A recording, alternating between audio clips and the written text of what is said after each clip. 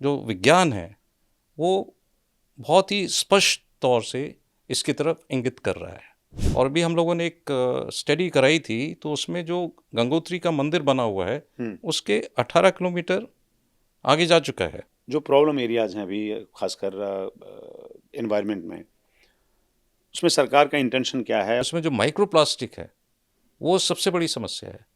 वो इतनी बारीक है कि वो हमारे ब्लड स्ट्रीम में चली जाती है, हमारे मस्तिष्क में चली जाती है, हमारे डिफरेंट ऑर्गन्स में चली जाती है। जो अर्बन फ्लडिंग है, ये एनवायरनमेंट से जुड़ा हुआ सवाल नहीं, पर उसका एक उससे रिलेटेड है। ये पुअर इंफ्रास्ट्रक्चर की वजह से है। जैसे हम कहते हैं कि हम सड़क बनाने के लिए हम इतने पेड़ काट रहे हैं और वो कैंपा करके जो स्कीम है उसमें हम लगा रहे हैं, तो पेड़ तो लग जाते हैं पर बायोडाइवर्सिटी लौट के नहीं आती इतनी जल्दी।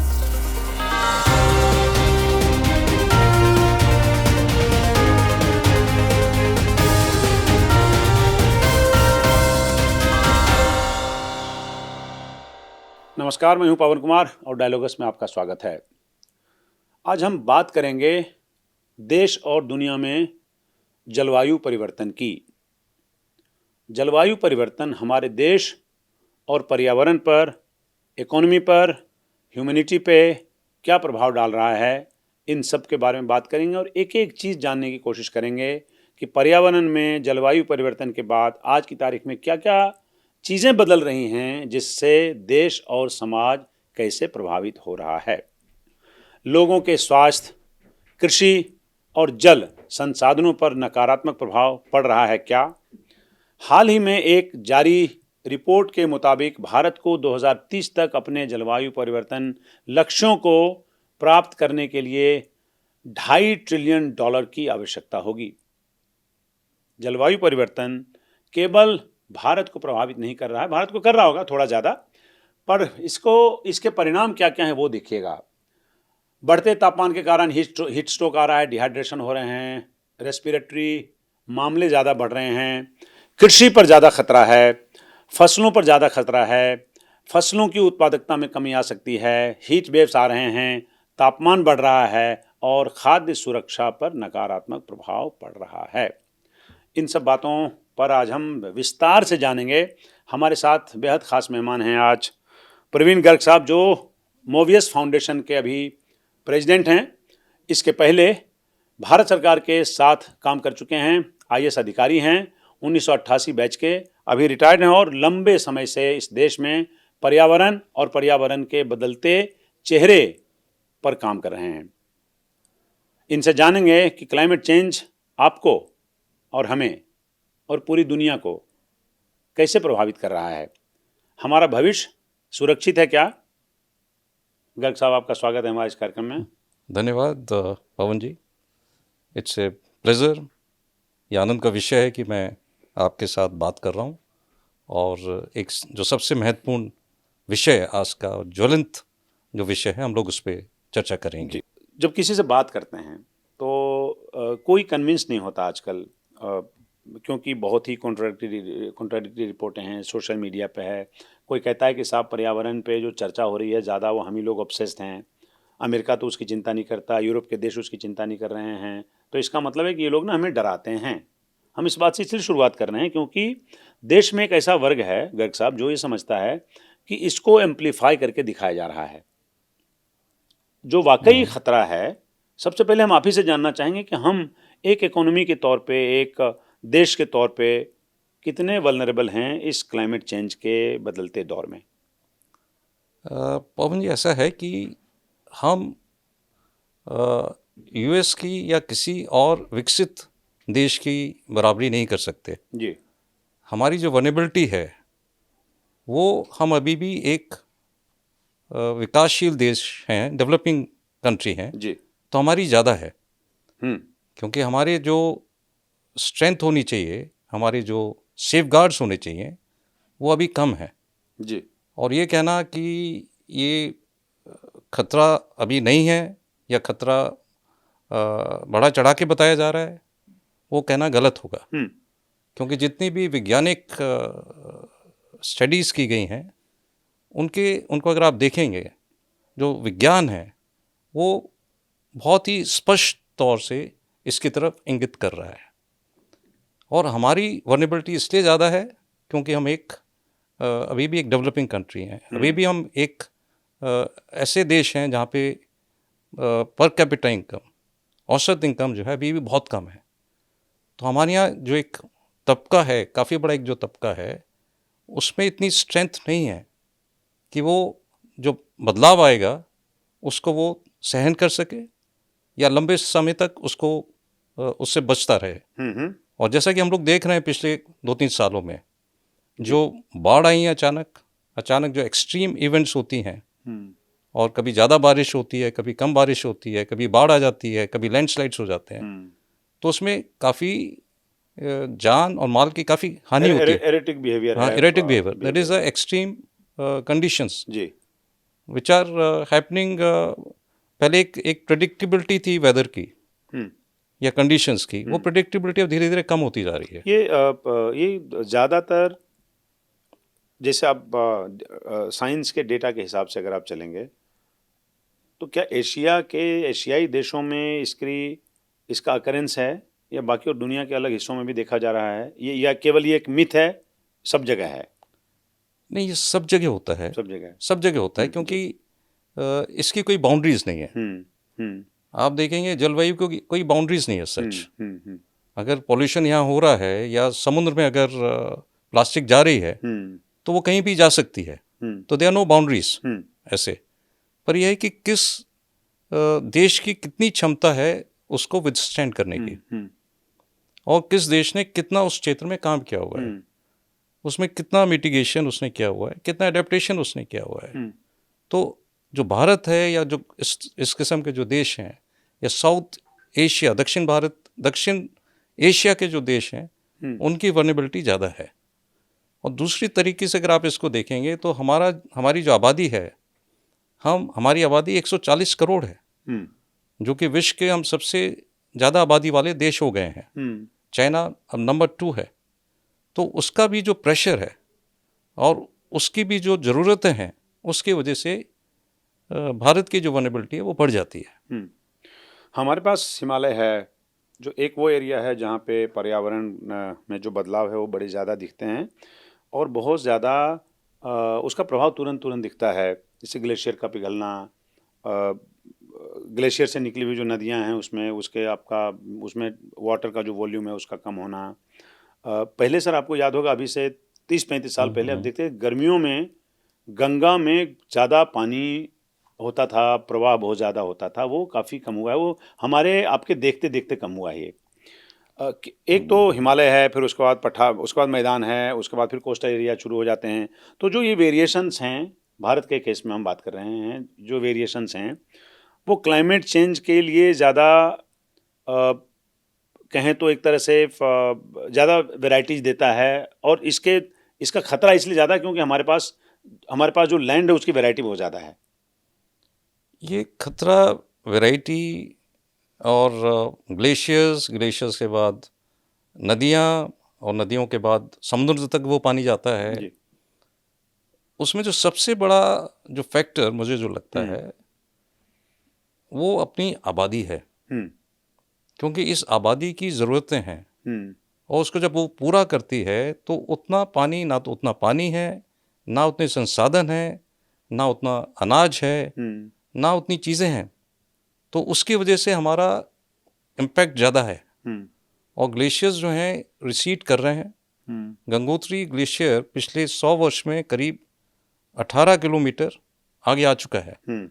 और अभी हम लोगों ने एक स्टडी कराई थी, तो उसमें जो गंगोत्री का मंदिर बना हुआ है उसके 18 किलोमीटर आगे जा चुका है ग्लेशियर।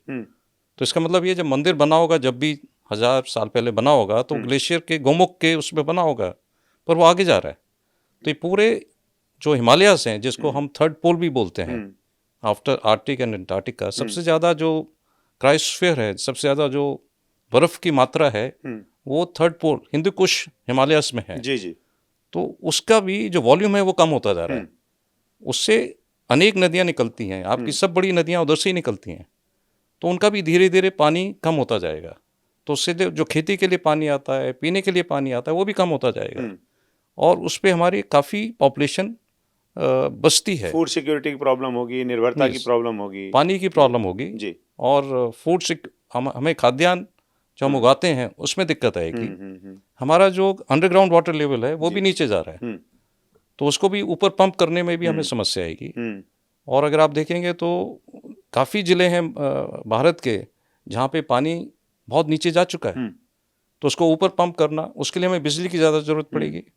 एक ये विशियस साइकिल है।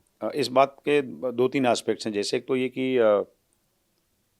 जो प्रॉब्लम एरियाज़ हैं अभी खासकर एनवायरनमेंट में, उसमें सरकार का इंटेंशन क्या है, और सरकार का इंटेंशन अगर है, एक तो सरकार समझ पा रही है कि नहीं समझ पा रही है, केवल भारत सरकार की बात हम नहीं कर रहे हैं, डिफरेंट इकोनॉमीज़ की बात करते हैं। उसके बाद सरकार का इंटेंशन क्या है, और अगर इंटेंशन है तो उसको अचीव हम कितना टाइम में करेंगे। हम बात जो हम लोग कर रहे थे उसमें दोबारा से कनेक्ट करते हैं। फ़र्ज़ करिए हम ग्लेशियर के बाद बात आते हैं उतरते हैं थोड़ा नीचे नदियों के व्यवस्था पे। जैसे फ़र्ज़ करिए कि गंगा में अब आइए, वाटर वॉल्यूम कम हुआ है, क्लीनिंग की प्रॉब्लम है, हम वेस्ट उसमें डाल रहे हैं। ये एक पर्यावरण का एक समझिए कि एक अलग सा ब्रांच है जिसको स्टडी करने, जिसको प्रॉब्लम को रिमूव करने की ज़रूरत है। पूरी दुनिया में इस पे काम हुआ है। वाटर जो नदियों के जल हैं उसको साफ़ करने का, जैसे अमेरिका में ओहायो नदी का एग्जांपल आप ले सकते हैं, लंदन में टेम्स नदी का एग्जांपल ले सकते हैं। क्या हमारे यहाँ हम इस प्रॉब्लम को समझ के एडिक्वेट मेजर्स हमने लिया है, और उसका असर क्या दिखेगा? क्या हम इसको रिवर्स कर पाएंगे? भारत सरकार ने वैसे ही काफ़ी समय से पहले एक गंगा एक्शन प्लान होता था, फिर 2014-15 से उसको हम नमामि गंगे बोलने लगे। उसमें काफ़ी काम हुआ है, पर मेरा ये मानना है कि जब तक वो जन सहयोग या जन आंदोलन नहीं बनेगा तब तक उसमें सफलताएं मिली हैं, ऐसा नहीं कि सफलताएं नहीं मिली हैं, पर जितनी सफलता मिलनी चाहिए थी वो नहीं मिली है। उसके लिए जब तक हम सब जागरूक नहीं होंगे, जब तक जनता खुद ही उसके लिए जागरूक नहीं होगी और वो उसकी प्रहरी नहीं बनेगी, जब तक वो उसको वॉच नहीं करेगी कि गंगा में कहाँ से गंदा पानी आ रहा है, और जितना उनके लाइफस्टाइल से आ रहा है उसको अगर रोक सकते हो, नहीं तो ये तो एक परपेचुअल प्रॉब्लम है कि एक नीचे से या उसमें सफाई हो रही है और ऊपर से कोई उसमें कूड़ा डालता जा रहा है। तो नमामि इंडस्ट्रियल वेस्ट का कैसे करेंगे? इंडस्ट्रियल वेस्ट में भी उसके STPs होते हैं और ज़ीरो डिस्चार्ज की भी पद्धतियाँ हैं, पर उसमें खर्चा आता है। तो उसमें अगर आप कोई बिज़नेस कर रहे हैं तो आपका बिज़नेस का खर्चा बढ़ जाता है, आपके प्रॉफिट का मार्जिन कम हो जाता है। तो उसका भी रियल टाइम मॉनिटरिंग किया जाता है, और जो सेंट्रल पॉल्यूशन कंट्रोल बोर्ड है वो रियल टाइम मॉनिटरिंग भी करता है। तो बहुत सी बार उसके बावजूद भी इंडस्ट्रियल वेस्ट, कानपुर जैसे जो शहर हैं उनके आसपास काफ़ी उसमें चला जाता है। तो इसमें जनता को भी जागरूक होना पड़ेगा, सरकार को भी जागरूक होना पड़ेगा, और जो पॉल्यूशन कंट्रोल बोर्ड्स हैं, चाहे वो स्टेट के हों चाहे केंद्र के हों, उनको भी काफ़ी उसमें मुस्तैदी से कार्य करना पड़ेगा। उसमें भी जो लीकेजेस हैं उस पर भी ध्यान देना पड़ेगा। तो एक पूरी अगर मेरा सोचना ये कि एक पूरे समाज की ये समस्या बनती जा रही है। समाज का जो सोच है, क्योंकि समाज ही जो है वो सरकार को चुनता है जी, तो समाज की सोच में अंतर आना पड़ेगा, और समाज के हर एक व्यक्ति को मानना पड़ेगा कि उसका या उसके बच्चों का जो भविष्य है वो उस पर निर्भर करता है, और उसको बहुत शॉर्ट टर्म फायदे के लिए ऐसी चीज़ें नहीं करनी चाहिए जिससे आने वाली पीढ़ियों को नुकसान हो। सर, आप इस एरिया में काम कर रहे हैं, एक ये मिथ है, लोग सोचते हैं, अगर संभव हो तो आप डेटा कोट करिएगा, कि नॉर्थ इंडिया की नदियों में जल बहाव में ज़्यादा प्रॉब्लम है, वॉल्यूम में ज़्यादा प्रॉब्लम है, गंदगी ज़्यादा है in comparison with south India reverse. Am I factually correct? Or is it an impression which is I think it's misplaced? more of an impression. Okay. You may say that क्योंकि north या उत्तर भारत की या उत्तर में आबादी अभी भी बढ़ रही है, तेज़ी से बढ़ी है, इसलिए प्रेशर ज़्यादा है। और जो दक्षिण भारत है या कुछ प्रदेश हैं जहाँ पे जो हम TFR बोलते हैं, टोटल फर्टिलिटी रेट, वो 1.8 के आसपास चला गया है। तो जो प्रेशर है नदियों के ऊपर या पानी के ऊपर हम्म वो उस जगह रुक चुका है, हम्म पर उत्तर भारत में अभी वो प्रेशर बढ़ रहा है। हम्म तो इस वजह से हम कह सकते हैं कि यहाँ पे जो नदियाँ हैं या जो जल स्तर है नीचे जो जा रहा है, उसका प्रेशर उत्तर भारत में ज़्यादा है हम्म और दक्षिण भारत में वो कम है, इसलिए उधर इम्पैक्ट कम दिखता है। इसलिए इम्पैक्ट कम दिख रहा है। जो देश जो राज्य रेगिस्तान लिए बैठे हैं, for example Rajasthan, part of Gujarat, I would say, इन जैसे राज्यों को जो क्लाइमेट चेंज है उससे किस तरह का खतरा है? देखिए राजस्थान में जो कैनाल बनी, और अगर आप गुजरात का भी देखें तो सरदार सरोवर के आने से जो उनके जो काफ़ी बंजर इलाके थे वहाँ तक पानी पहुँच गया, तो उससे फ़ायदा तो हुआ है।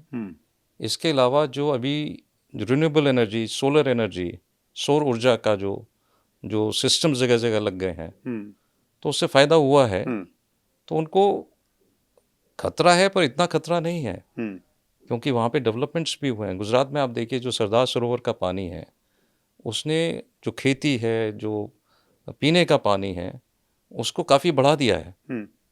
और ऐसी जो इंदिरा गांधी कैनाल बनी है, उससे काफ़ी जगह खेती भी बढ़ गई है और पीने का पानी भी बढ़ गया है। पर यह है कि सरदार सरोवर में जो पानी आता है जी, वो नर्मदा जी का पानी आता है एसेंशली। तो हमें देखना पड़ेगा कि अमरकंटक से जब नर्मदा जी निकलती हैं और पूरे मध्य प्रदेश को पार करते हुए जब वो सरदार सरोवर तक पहुंचती हैं, तो उसके पीछे से पानी कितना आ रहा है, तो उसके पीछे जो फॉरेस्ट है उसकी क्या स्थिति है। मेरी जो अंडरस्टैंडिंग है उसके हिसाब से अभी स्थिति अच्छी है फॉरेस्ट की, क्योंकि पहले जो कटाई होती थी, अवैध कटाई जो होती थी, उसमें काफ़ी रुकावट आ गई है, बंद है। हाँ बंद है। अब इसमें समस्या केवल यही है कि जो पॉपुलेशन है उसकी डिमांड बढ़ रही है और जो कंजम्पशन है वो बढ़ रहा है। तो हो सकता है वो पानी की उसमें कमी फिर आनी शुरू हो जाए। सर, जो कोस्टल एरियाज हैं इस देश में, अराउंड 6,000 किलोमीटर्स हमारे पास कोस्टल एरियाज हैं। नॉर्थ से आप सॉरी वेस्ट से शुरू करेंगे तो आप बंगाल तक जाएंगे।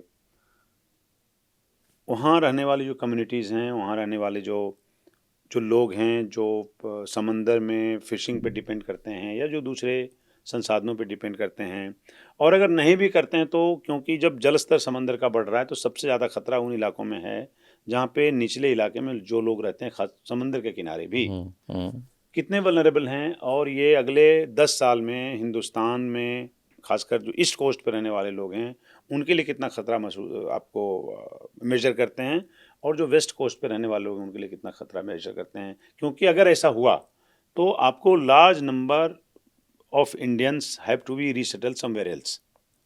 देखिए क्लाइमेट चेंज का जो एक काफ़ी बड़ा मुद्दा है वो है माइग्रेशन ऑफ पॉपुलेशन।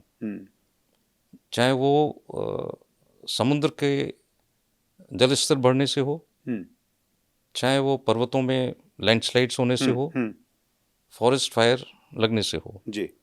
पर अभी हम कोस्टल एरिया की बात कर रहे हैं, तो ये खतरा बहुत बहुत करीब है, बहुत करीब है, क्योंकि जल स्तर समुद्र का बढ़ रहा है। उसके कई कारण हैं।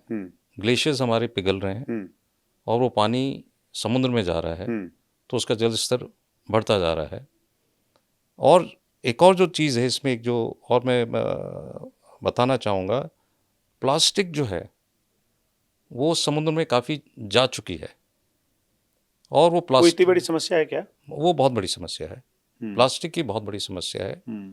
प्लास्टिक के कुछ आइलैंड्स टाइप भी बन जाते हैं जो फ्लोट करते रहते हैं। दूसरा प्लास्टिक जो है वो जो मछलियां हैं उनमें भी चली जाती है, और जो वो मछलियां जब पकड़ी जाती हैं और हम लोगों के खाने की टेबल पे आती हैं, तो वो प्लास्टिक हम लोगों के शरीर में भी चली जाती है। और इसमें जो माइक्रो प्लास्टिक है वो सबसे बड़ी समस्या है। वो इतनी बारीक है कि वो हमारे ब्लड स्ट्रीम में चली जाती है, हमारे मस्तिष्क में चली जाती है, हमारे डिफरेंट ऑर्गन्स में चली जाती है, और धीरे धीरे वो हमारा जो स्वास्थ्य है, हमारा जो हेल्थ है, उसको वो ख़राब करती है। तो plastic going to the oceans, और उसके बाद वहाँ की भी जो वहाँ पे भी जो मछलियाँ हैं, वहाँ पे भी जो और जैसे बड़ी मछलियाँ हैं या उनको भी वो प्रभावित करती है और वापस लौट के वो हम लोगों के खाने के टेबल पे आ जाती है। और ये जो जल स्तर बढ़ेगा समुद्र का। इस बार के बजट में क्लाइमेट चेंज पे हाँ, छोटा सा ध्यान है, बाकायदा बजट के प्रावधानों में एफएम के स्पीच में बोला गया। वो तो है, वो शुरुआत हो सकती है पर वो नाकाफी है। शुरुआत तो काफ़ी समय पहले से हो चुकी है, हम्म पर ये नाकाफ़ी है। हम्म नाकाफ़ी इसलिए भी है, हमें समझना पड़ेगा कि हमारा जो संसाधन है, हम्म हमारा जो टैक्स कलेक्शन है, हम्म वो कोई बहुत ज़्यादा नहीं है। हम्म तो हमें उसको डिफरेंट एरियाज में अलॉट करना पड़ता है। कोई गरीबी उन्मूलन कार्यक्रम है, कोई सिंचाई का कार्यक्रम है, तो उसी के हिसाब से हम लोग कर सकते हैं। जी। पर इसमें मैं और पॉइंट से बाद में आऊँ, पर इसमें जब क्योंकि आप बजट की बात कर रहे हैं, तो बजट में our philosophy should be greening of the budget. Budget को हम कैसे कितना ग्रीन कर सकते हैं। तो अगर हम किसी भी चीज़ का पैसा दे रहे हैं तो उसमें ग्रीनिंग पार्ट एसेंशियल होना चाहिए। क्लीन टेक्नोलॉजीज, नई नई टेक्नोलॉजीज आ रही हैं जो हमारे जो क्लाइमेट चेंज को एग्रीवेट करती हैं, उनको वो उसकी टेक केयर कर सकते हैं। फॉर एग्जांपल, जो प्लास्टिक है, प्लास्टिक से कुछ जगह सड़कों में उसको जो एसफॉल्ट होता है उसमें मिला के सड़कें बनाई इस्तेमाल करते हैं। इस्तेमाल करते हैं। तो क्लीन टेक्नोलॉजीज, नितिन गडकरी जी अक्सर इसका एग्जांपल देते रहते हैं। हाँ, और जैसे ग्रीन हाइड्रोजन की बात चल रही है, तो इस किस्म की नई टेक्नोलॉजीज जो हैं वो आएंगी। और मेरा ये मानना है कि अभी तक जो हमारी ह्यूमन हिस्ट्री रही है उसमें हम हमेशा कोई नई टेक्नोलॉजी एंड एज दे से मदर इन्वेंशन जो भी होती है वो नेसेसिटीज़ के हिसाब से होती है, सर्कमस्टेंसेस के हिसाब से होती है, और साइंटिफिक नॉलेज रहती है तो टेक्नोलॉजी आती है। तो क्लीन टेक्नोलॉजी में बस मुद्दा इतना ही है कि क्लीन टेक्नोलॉजी वेस्टर्न सोसाइटीज़ के पास है, पर जो डेवलपिंग कंट्रीज़ हैं उनके पास नहीं तो है। हमें देते क्यों नहीं वो? अब उसकी एक कीमत है उसकी एक कीमत है। और जैसे होता है कि वो पर पहले पर पर्यावरण को ज़्यादा डैमेज तो उन्होंने किया, तो ज़्यादा तो कॉस्ट उन्हीं को बेयर करना चाहिए। वो तो है ही, हिस्टोरिकली जो है उन्होंने किया है। और जो लॉस एंड डैमेज का जो कॉन्सेप्ट है उसमें ये है कि हिस्टोरिकली उनको देना चाहिए। और जो पिछला जो कॉप हुआ है उसमें जो डिमांड थी 1.3 ट्रिलियन यूएस डॉलर्स की, पर उन्होंने केवल 300 मिलियन यूएस डॉलर्स पे तय किया, तो उनको देना चाहिए। पर वो क्लीन टेक्नोलॉजी जो है वो ट्रांसफ़र होनी चाहिए। और मुझे लगता है कभी कभी क्योंकि एयर पॉल्यूशन या ओशन पॉल्यूशन, ये सारी चीज़ें जो है इंटरलिंक्ड हैं। ये जो आपकी नेशनल बाउंड्रीज हैं इसके बियॉन्ड जाती हैं। आप ऐसा नहीं कर सकते हैं कि आप कहें कि आज मेरे बॉर्डर पे ये चीज़ें रुक जाएंगी। वो किसी न किसी माध्यम हवा से, नहीं मानेगी, हाँ, पानी नहीं मानेगा, बिल्कुल वो अपने आप अपना फ्लो लेगा। तूफान नहीं मानेगा, बिल्कुल, बारिश नहीं मानेगी, बिल्कुल बिल्कुल। तो मानसून नहीं मानेगा। हाँ, तो इसलिए जो है क्लीन टेक्नोलॉजी कुछ तो आएगी, और फिर हमको भी अपनी क्लीन टेक्नोलॉजीज डेवलप करनी पड़ेंगी। और fourth thing is the capacity building. हमें कैपेसिटी बिल्डिंग करनी है। और हमने जैसे इसका जो सबसे बड़ा उदाहरण है और सबसे अच्छा उदाहरण है वो जो साइक्लोन्स आते थे उड़ीसा में। आप देखेंगे पहले बहुत नुकसान होता था, पर उन्होंने जो डिज़ास्टर मैनेजमेंट में अपनी जो कैपेसिटी बिल्डिंग की है, तो अब कभी भी साइक्लोन आता है तो आप देखिए कि नुकसान बहुत। आजकल सर एक बड़ा एक जो अर्बन फ्लडिंग है, देखिए जो रूरल एरियाज में, दूर दराज के इलाकों में जो फ्लडिंग होती है वो फिर भी किसी तरह मैनेज हो जाता है, क्योंकि वहाँ पे बहाव तेज़ है, पानी का निकास ज़्यादा है। अर्बन फ्लडिंग हो रही है, अभी बॉम्बे में देखा आपने, गुजरात के कुछ इलाकों में देखा, वो भी बिना मानसून की बारिश के। मानसून अभी आया है। बिल्कुल बिल्कुल। सर सवाल यह है कि क्या जो अर्बन फ्लडिंग है, ये एनवायरनमेंट से जुड़ा हुआ सवाल नहीं, पर उसका एक उससे रिलेटेड है, ये पुअर इंफ्रास्ट्रक्चर की वजह से है या जो एनवायरमेंटल चेंजेस हैं, जो क्लाइमेट चेंज है उसके दबाव के चलते हो रहा है? आप लोग एडमिनिस्ट्रेशन में रहे हैं, इंफ्रास्ट्रक्चर में डील किया है, मैं प्रशासन को समझा है, उसको डिप्लॉय किया है, कैसे इसको कैटेगराइज करते हैं आप? देखिए, इसमें अगर एक्सट्रीम इवेंट होती है रेनफॉल की, हम्म मतलब एक दिन में ही 10 इंच पानी गिर गया, हम्म अब एक्सट्रीम रेनफॉल है, हम्म अब उस पानी को कहीं से निकलना है, हम्म तो फ्लडिंग हो जाएगा अगर पानी निकल नहीं पा रहा है। पर एसेंशियली जो इशू है वो अर्बन प्लानिंग का है। हम्म जब हमने अपनी कॉलोनीज काटी हैं, जब हमने अपनी सड़कें बनाई हैं, जी। जब हमने बड़ी बड़ी बिल्डिंग्स बनाई हैं, तो हमने उसमें एक जो नेचुरल फ्लो है पानी का, हम्म उस पर ध्यान नहीं दिया है। हम्म और पानी कहाँ जाके मिलेगा उस पर हमने पूरी प्लानिंग नहीं की है। हम्म अभी हम लोगों ने आइसोलेशन में अपनी बिल्डिंग्स बना दी हैं। हम्म आप किसी भी शहर में जाएंगे तो उसने केवल एक लोकल एरिया को देखा है और उसके हिसाब से उसने बिल्डिंग बना दी है, और उसका पानी आखिर में जाके कहाँ जाके रुकेगा, कोई फिक्र नहीं उसकी। उस, हाँ, कौन सी बाउंड्री वॉल उसको रोक देगी, कौन सी बिल्डिंग उसको रोक देगी, उसकी वो प्लानिंग नहीं है। तो उसके लिए एक लार्जर अर्बन प्लानिंग चाहिए। और फिर उस जिसको हम मास्टर प्लान भी बोलते हैं, मास्टर प्लान में हम बिल्डिंग का तो नहीं करते हैं, पर हम उसमें बताते हैं कि कितना ग्रीन रहेगा, कौन सा कमर्शियल रहेगा, कौन सा रेजिडेंशियल रहेगा। पर उसमें और बारीकी से प्लान करना पड़ेगा कि जब बिल्डिंग बन रही है तो वो कहाँ पे खड़ी होगी और उसका ड्रेनेज कहाँ से निकलेगा, और पानी जब ऊपर से आएगा तो वो कहाँ से निकलेगा। इसमें एक और चीज़ कर सकते हैं, वाटर हार्वेस्टिंग हम ज़्यादा से ज़्यादा कर सकते हैं। तो वाटर हार्वेस्टिंग के भी उपाय करने चाहिए ताकि वो पानी बहने की बजाय, तेज़ी से बहने की बजाय ज़मीन के अंदर जाए, तो हमारा वाटर लेवल ऊपर बढ़ना शुरू हो जाए। तो वो हमारी खेती में, पीने के पानी में, उस समय हमें उपयोगी सिद्ध होगा। तो ये अर्बन प्लानिंग का भी इशू है। और अगर एक्सट्रीम वेदर कंडीशंस हैं, एक्सट्रीम रेनफॉल है, एक्सट्रीम स्नोफॉल है, तो that's a rare event, but that happens once आप इन। मोविस फाउंडेशन के साथ काम करते हैं, काफ़ी एक्टिव हैं आप लोग। क्लाइमेट चेंज के हिसाब से भी, मोटे शब्दों में कहें तो एनवायरमेंटल प्रोटेक्शन के लिए, बायोडाइवर्सिटी के लिए, प्राइमरीली किन किन एरियाज़ में आप लोग काम करते हैं उसके अपलिफ्टमेंट के लिए? हम लोग मोबियस फाउंडेशन जो है वो, एक तो मैं ये बताना चाहूँगा कि मोबियस नाम इसका जो रखा गया है जी। वो एक मैथमेटिशियन के ऊपर रखा गया है, हम्म जिन्होंने मोबियस स्ट्रिप हम्म का इजाद किया था। हम्म अगर आप मोबियस स्ट्रिप देखेंगे तो सर्कुलर है, हम्म सस्टेनेबल है इन नेचर, हम्म उसकी एक सस्टेनेबिलिटी को डिनोट करता है। तो हम लोग भी जो है मोबियस फाउंडेशन में काम करते हैं सस्टेनेबिलिटी पे। Education is a means to sustainability. और अभी हम लोग एक डॉक्यूमेंट्री भी बना रहे हैं जिसमें 9 प्लानिटरी बाउंड्रीज का जो कॉन्सेप्ट है इंडियन कॉन्टेक्स्ट में, उसको हाईलाइट कर रहे हैं। किस लिए कर रहे हैं? इसलिए कर रहे हैं कि हम चाहते हैं कि, और उसको हम 5 लैंग्वेजेस में डब कर रहे हैं और पूरे 7 कंट्रीज़ में भी दिखाएंगे।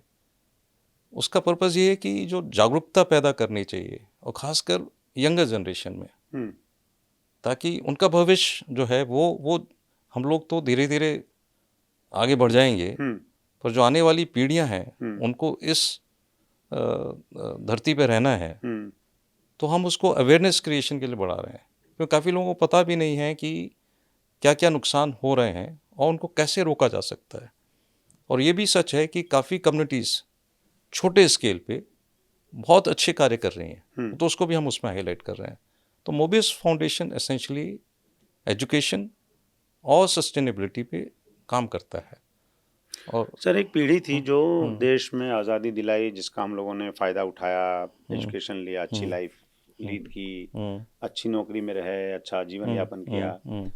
आने वाली पीढ़ी हम लोग को क्या कहेगी कि तुम लोग क्या छोड़ के गए थे? तो उसी का तो हम दे रहे हैं कि वो कितनी कितनी हमें जागरूक होना है पड़ेगा। ना? और मुझे इस बात की भी खुशी होती है, क्योंकि ये एनेक्डोटल है। मैंने कि मुझे कुछ लोग मिले तो बोले कि बच्चों में इतनी जागरूकता आ गई है, और कुछ तो इतने सहम गए हैं कि वो जब परीक्षा दे रहे होते हैं तो एक्स्ट्रा कॉपी नहीं मांगते हैं। तो मतलब बच्चों में जागरूकता है, स्कूल में बच्चों में जागरूकता आ चुकी है, मेरा तो ये मानना है। पर उनको कैसे दिशा दी जाए, या कैसे उनको ऐसे क्षेत्रों में ले जाया जाए जो जहाँ वो सोचते हैं उसमें काम कर सकें। और देयर इज़ ए, और एक वैसे डिवाइड भी है, एक अर्बन एजुकेटेड और अच्छे स्कूल में पढ़ा हुआ बच्चा, और एक सरकारी स्कूल में पढ़ा हुआ बच्चा, उसमें एक डिवाइड है, एक डिजिटल डिवाइड भी है और एक नॉलेज का डिवाइड भी है।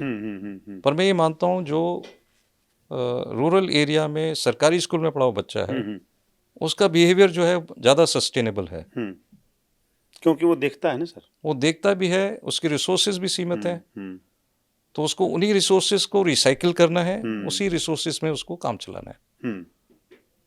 तो मोबियस फाउंडेशन जो है वो अपने एक छोटे, मैं तो उसको छोटे ही मानूंगा क्योंकि इतना बड़ा देश है, अपना एक कंट्रीब्यूशन कर रहा है और कोशिश कर रहा है कि लोगों के समझ में आए ये क्लाइमेट चेंज और बाकी जो चीज़ें हो रही हैं, जैसे recycling of water, waste management, renewable energy, इन सब के क्षेत्र में एक जागरूकता पैदा की जाए और हम कुछ काम भी करते रहते हैं उन क्षेत्र। सर, क्लाइमेट चेंज को सस्टेन करने के लिए, क्लाइमेट चेंज में कंट्रीब्यूट करने के लिए जो सरकार द्वारा किए गए काम, प्लस हमारे आपके जैसे लोग जो अलग अलग संस्थानों से जुड़े हुए हैं उनके द्वारा किए गए काम, अभी की आवश्यकताओं के मुताबिक और जो क्लाइमेट चेंज से उपजे हुए जो जो चुनौतियां हैं उसको भी सस्टेन करने लायक हैं। इसमें किन किन एरियाज़ में आपको लगता है कि सरकार ने अच्छा काम किया है?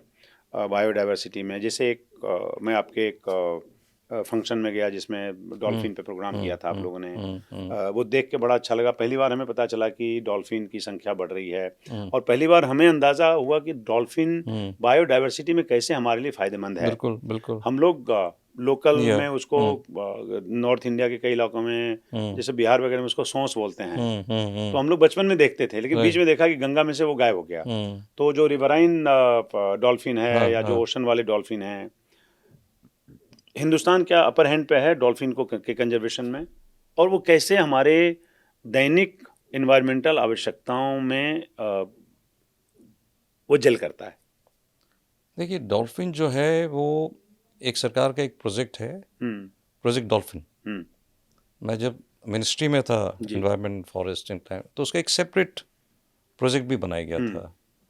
और डॉल्फिन क्या है? डॉल्फिन जो है एक इंडिकेशन है।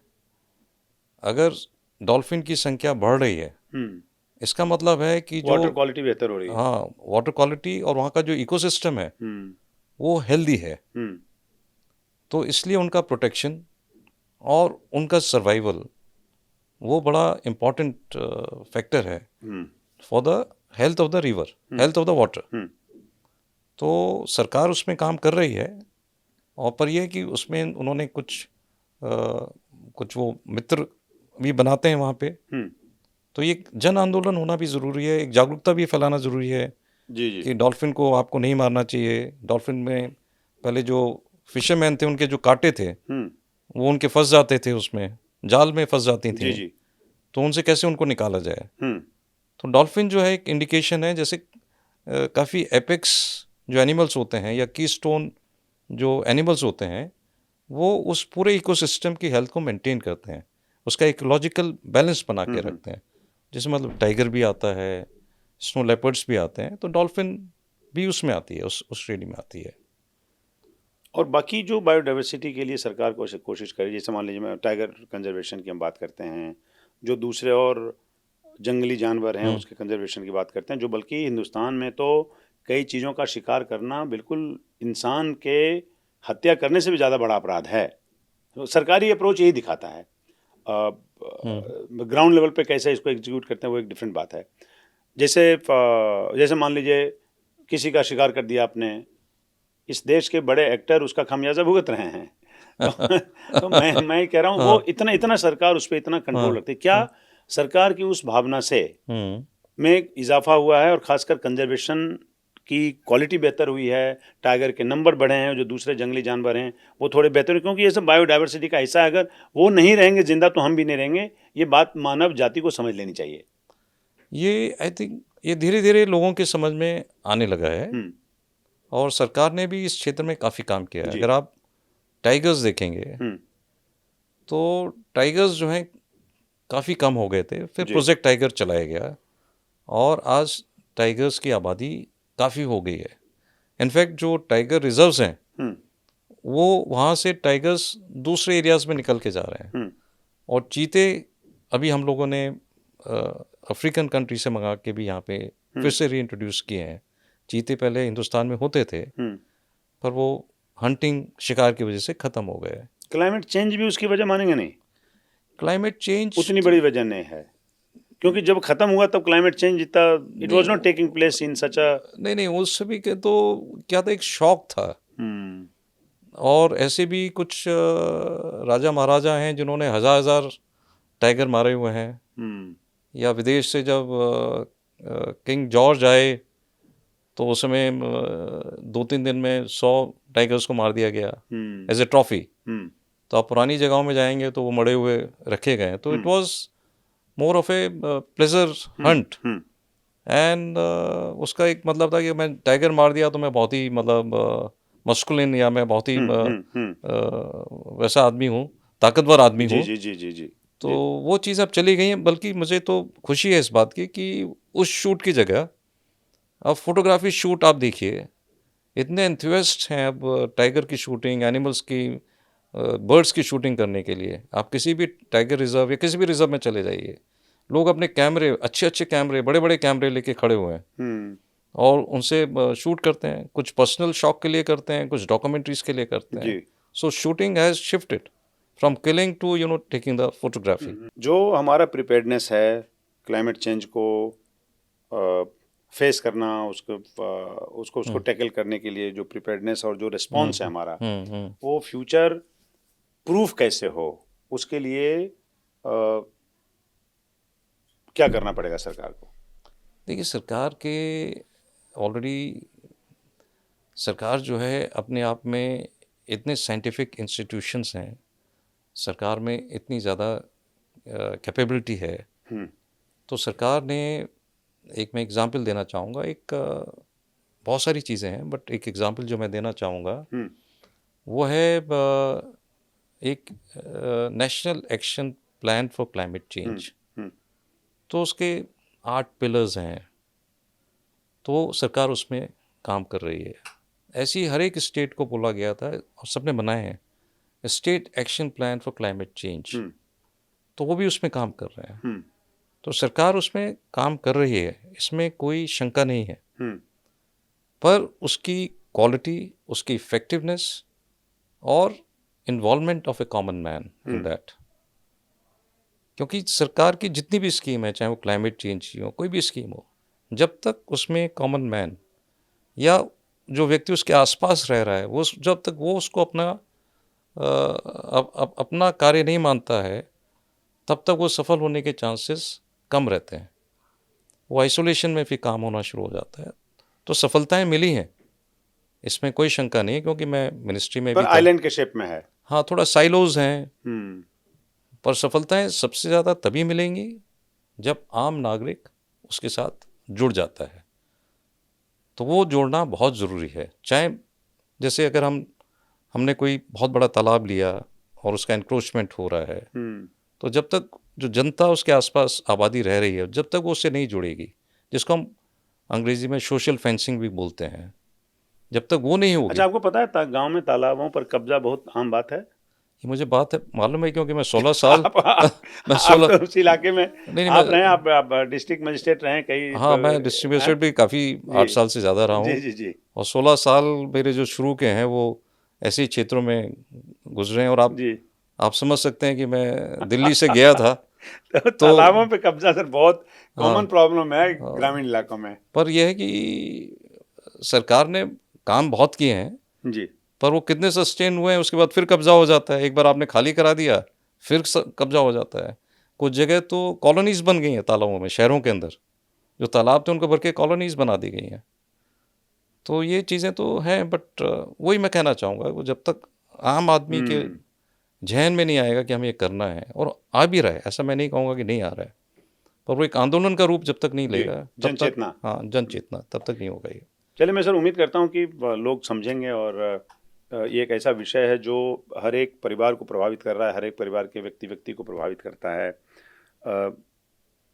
मैं उम्मीद ये भी करता हूँ कि ईश्वर थोड़ी सद्बुद्धि दे, क्योंकि आप अपने लिए नहीं काम कर सकते तो अपनी अगली पीढ़ी के लिए कर सकते हैं। जो अभी हम लोग बात कर रहे थे कि आने वाली पीढ़ी पूछेगी कि हमारे लिए क्या करके गए थे तुम।